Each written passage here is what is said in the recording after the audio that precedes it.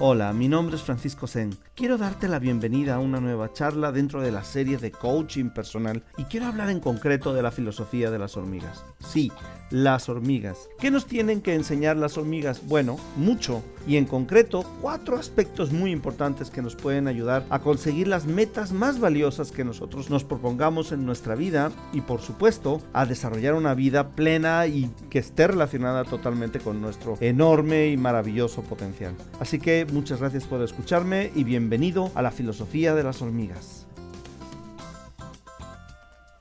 Todo el mundo debería estudiar a las hormigas. Tienen una extraordinaria y sorprendente filosofía que se compone de 4 actitudes ante la vida extremadamente poderosas. Jim Rohn. Eso dijo Jim Rohn. Así que vamos a adentrarnos de lleno en la filosofía de las hormigas. Cuando se trata de enseñar a los niños, o inclusive a jóvenes universitarios, utilizo un concepto simple pero muy poderoso que aprendí de Jim. Jim fue un conferencista profesional y hombre de negocios que expuso sus ideas en más de 60 países del mundo ante audiencias de miles de personas. ¿Cuál es este poderoso concepto? Se trata de la filosofía de la hormiga. Yo creo que todo el mundo debería estudiar a las hormigas. Tienen una extraordinaria y sorprendente filosofía que se compone de 4 actitudes ante la vida extremadamente poderosas. Estos son los 4 principios de la filosofía de la hormiga. Principio número 1. Las hormigas nunca se rinden. Cuando se encuentran con un obstáculo en el camino, no se detienen ni dan vuelta para regresar al nido. No, nada de eso. Muy al contrario. Lo rodearán, saltarán, pasarán por debajo o simplemente buscarán otro camino. ¡Qué extraordinaria filosofía! La de nunca renunciar, buscando cualquier camino para llegar a donde se supone que debo llegar. Napoleón Hill narra en su libro Piense y hágase rico la historia del señor Darby y junto con ciertos familiares se fueron a buscar un terreno en San Francisco en donde pudieran ellos desarrollar el negocio de encontrar oro. El terreno que habían adquirido demostró que tenía potencial para encontrar precisamente eso que andaban buscando, oro. Así que el señor Derby se regresó a su tierra y le solicitó a sus parientes, con los que había iniciado todo este negocio, el reunir suficiente dinero para comprar equipo y explotar el oro de manera más industrializada.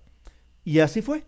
Con el nuevo equipo empezaron a encontrar mucho más oro del que habían pensado que podían encontrar. Los expertos dijeron que se trataba probablemente de la mina de oro más grande de California. Así que, sin más, se dedicaron a explotarla, pero de repente el filón de oro que habían encontrado dejó de producir. Por más que metían el equipo a cavar, no encontraban más oro. Y siguieron buscando en otros lados del terreno y siguieron sin encontrar oro. Desesperados, por fin, dándose cuenta de que habían perdido la oportunidad, decidieron vender el terreno y se lo vendieron a una persona que era geóloga y que sabía cómo identificar en dónde sí había oro. Lo más llamativo de la historia es que Darby y sus socios dejaron de escarbar y buscar oro justo a 1 metro donde el geólogo que había comprado el terreno encontró la veta de oro, la mina de oro más grande de California, que no dejó de dar oro por muchos años. A 1 metro. Darby posteriormente se hizo muy rico. ¿Por qué? Porque nunca dejó de aplicar su regla de no me voy a detener porque a lo mejor me encuentro a 1 metro. Así que, ¿por qué detenerse? Nunca sabes hasta dónde se encuentra lo que estás buscando. Nunca sabes cuánto te queda. Nunca sabes si estás a 1 metro. Entonces mejor no te rindas. Aspecto número 2 de la filosofía de las hormigas. Las hormigas piensan en el invierno todo el verano. Esto es una perspectiva muy importante. No puedes ser tan ingenuo de pensar que el verano durará eternamente. Las hormigas estarán en medio del verano consiguiendo comida para cuando llegue el invierno. Una historia muy antigua cuenta que no construyas tu casa en arena en el verano. Es fácil engañarse dado que los seres humanos tendemos a actuar como si lo bueno nunca se fuera a acabar. ¿Por qué necesitamos este consejo? Porque es importante pensar con anticipación en las probables eventualidades que nos puedan ocurrir en el futuro. En verano tienes que pensar en tormenta. Tienen que pensar en las rocas al mismo tiempo que disfrutas del sol y de la arena. El mismo Esopo nos contó hace muchos años esta misma historia, pero usando sus famosas fábulas, la cual reproduzco a continuación. Eras una vez una descuidada cigarra que vivía siempre al día y despreocupada, riendo y cantando, ajena por completo a los problemas del día a día. Disfrutaba de lo lindo la cigarra, disfrutaba del verano y reíase de su vecina la hormiga, que durante el periodo estival En lugar de relajarse y disfrutar, trabajaba duro a cada rato, almacenando comida y yendo de un lado a otro. Poco a poco fue desapareciendo el calor, según se avecinaba el otoño y sus días frescos. Y con él fueron desapareciendo también todos los bichitos que la primavera había traído al campo y de los cuales se había alimentado la cigarra entre juego y juego. De pronto, la desdichada cigarra se encontró sin nada que comer y, cansada y desganada, comprendió su falta de previsión. A diferencia de la hormiga, no voy a terminar la fábula, que le negó ayuda a la cigarra, que eso fue lo que ocurrió, en la época moderna jamás nos van a negar ayuda. Nos la van a vender. Y nos la van a vender más cara si cabe de lo que jamás hubiera costado en otras circunstancias. Así que tengamos conciencia que después del verano viene el invierno. Entendamos que las cosas cambian, que es un mundo de estaciones. Si no te gusta el mundo de estaciones, búscate otro planeta del sistema solar. Pero en este hay 4 estaciones: primavera, verano, otoño e invierno. Y después del verano, inevitablemente llegará el otoño y el invierno. Así que más vale que cuando estés trabajando, te prepares para las vacas flacas que van a llegar.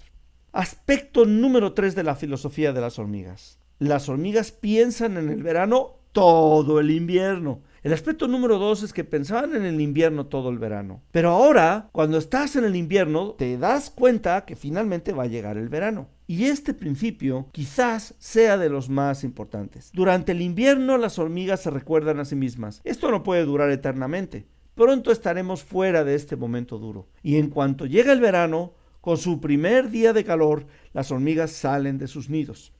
Las hormigas saben que en la naturaleza no existen 2 inviernos seguidos ni 2 noches seguidas. Así que trabajan sabiendo que el amanecer de sus vidas está cerca. Esto se llama optimismo y realismo al mismo tiempo. Hay un experimento sensacional acerca del optimismo.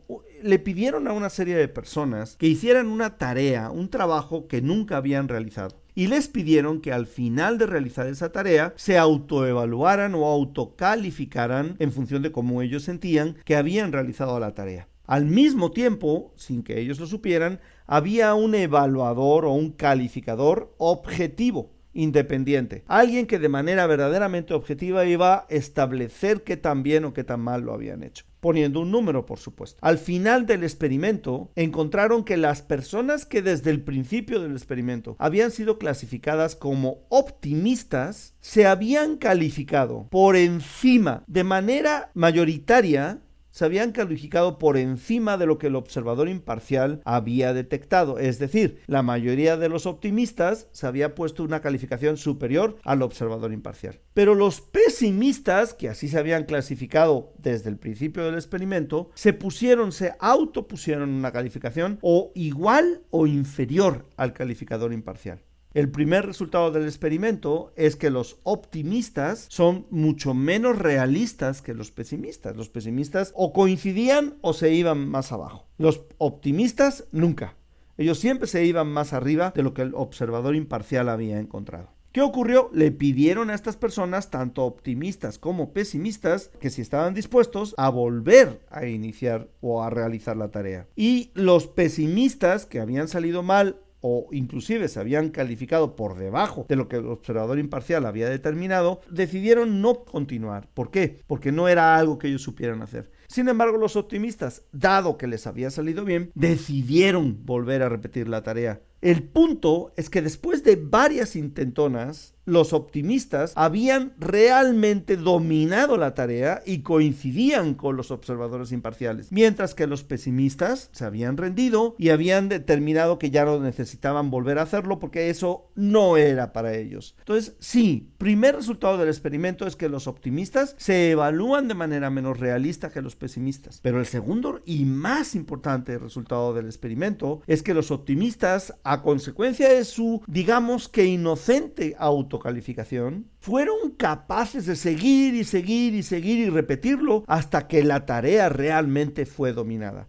Es decir, el optimismo siempre premia. Y por último, el aspecto número 4 de la filosofía de las hormigas. El último principio de la filosofía de las hormigas es fundamental para entender la idea de prosperidad. ¿Cuánto recolectan durante el verano para prepararse para el invierno? Tanto como les es posible. No se ponen a pensar, ya con esto salgo, o ya hice mi parte con la que me conformo. ¡Qué increíble forma de pensar! Es la filosofía de tanto como me sea posible.